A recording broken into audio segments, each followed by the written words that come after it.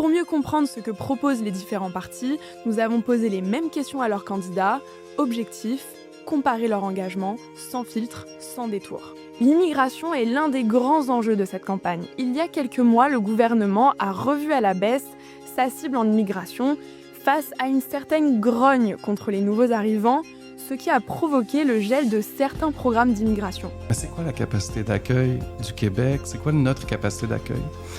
Et pour ça, ce qu'on remarque, en tout cas, il y a des indicateurs assez clairs. D'abord, au niveau de la francisation, on a vu qu'on avait de la misère à fournir des classes de francisation adéquates pour les immigrants qui veulent apprendre le français.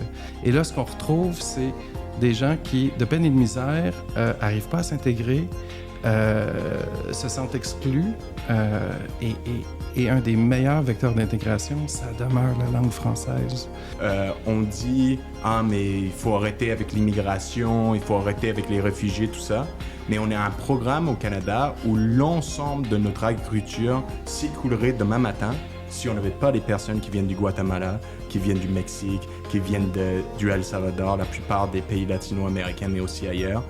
Pourquoi on est pour cette immigration-là, l'immigration temporaire? C'est parce que, comme les Nations Unies l'ont dit, c'est une forme moderne d'esclavage. La réalité là-dedans, c'est qu'on a créé un programme sans aucune avenue pour ces personnes-là de devenir citoyens et citoyennes à part entière.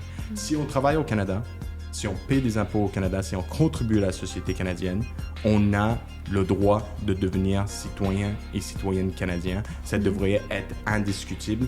Donc, nous, on demande la suspension de l'entente sur les tiers pays avec les États-Unis, compte tenu du contexte particulier qui se déroule là-bas présentement sous Donald Trump.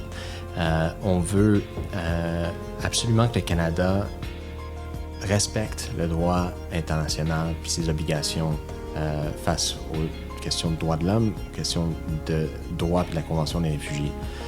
Le Canada peut et devrait être plus généreux qu'il ne l'est. Il faut être capable de bel et bien déterminer, faire la distinction entre un migrant économique et quelqu'un qui fuit son pays pour des raisons de persécution sous le regard de la Convention sur les réfugiés.